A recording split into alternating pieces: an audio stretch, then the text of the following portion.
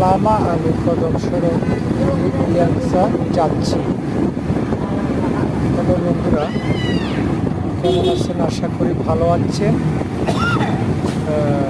এখন আমি সিএনজিতে আছি।